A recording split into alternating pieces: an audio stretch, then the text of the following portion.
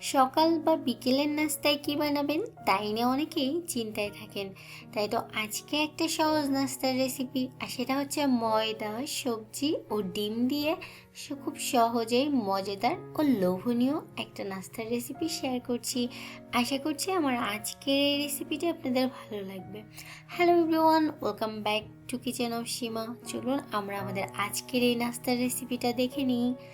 সেই সাথে একটা রিকোয়েস্ট, অবশ্যই আমার চ্যানেলটি সাবস্ক্রাইব করে চ্যানেলের সাথেই থাকবেন।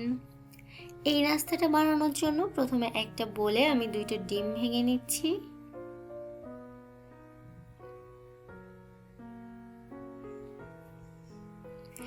এবার এর মধ্যে আমি দিয়ে দিচ্ছি খুব মিহি করে কুচিয়ে রাখা পেঁয়াজ।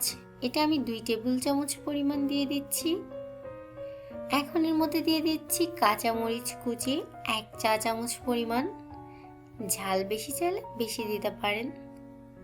খুব মিহি করে গ্রেট করে রাখা গাজর, এটা দিয়ে দিচ্ছি 1 কাপ পরিমাণ। এবার একটা চামচ বা হুইস্ক দিয়ে এগুলোকে একসাথে খুব ভালো করে মিক্স করে নিচ্ছি।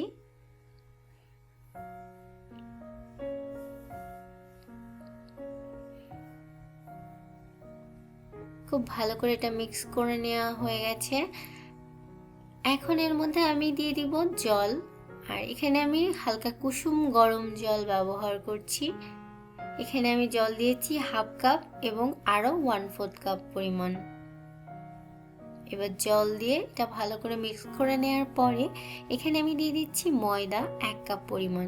আর এই 1 কাপ পরিমাণ ময়দাকে আমি 2 বারে মিক্স করছি, কারণ একবারে সব ময়দা দিয়ে দিলে এটা দলা পাকিয়ে যেতে পারে।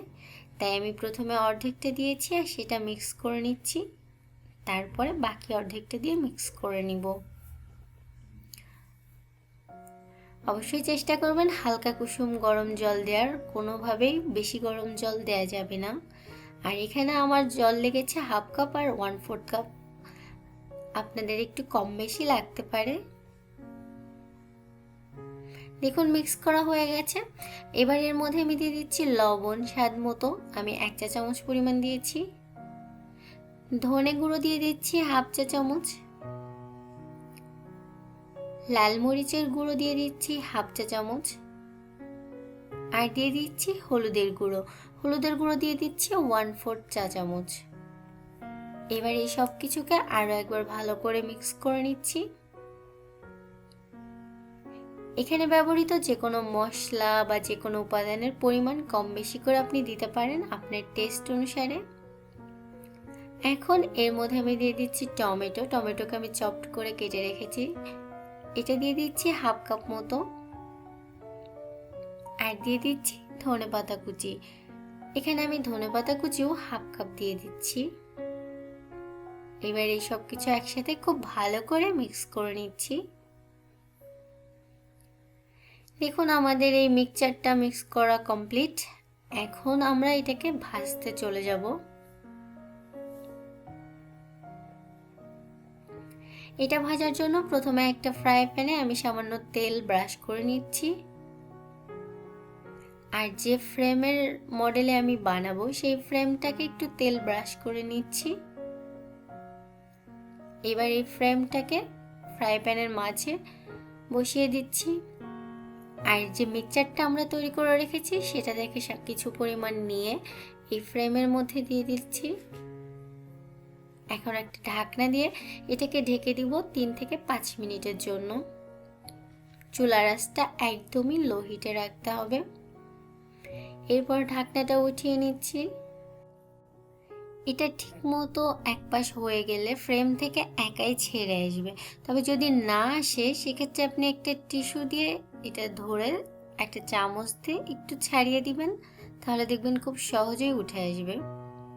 এখন এটাকে আমি উল্টিয়ে দিচ্ছি আর আরও একবার তেল ব্রাশ করে নিচ্ছি ফ্রাই প্যানে, নিয়ে ঠিক একইভাবে আমি আরও বাকি সবগুলো তৈরি করে নিচ্ছি।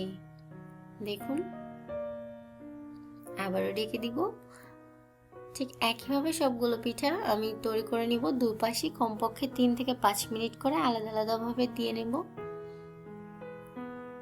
আর ভেতরের সব সবজিগুলো যখন নরম হয়ে যাবে এর মধ্যেই একটা বিষয় মাথায় রাখতে হবে, সেটা হচ্ছে চুলার আঁচ কিন্তু একদমই লো হিটে থাকতে হবে। দেখুন খুব সহজেই তৈরি হয়ে গেল দারুণ মজাদার একটা নাস্তা। গরম গরম খেতে কিন্তু ভীষণ মজার লাগে। এতক্ষণ সাথে থেকে ভিডিওটি দেখার জন্য অসংখ্য ধন্যবাদ। আর পরবর্তী ভিডিওগুলো দেখার জন্য চ্যানেলের সাথেই থাকুন। Thank you.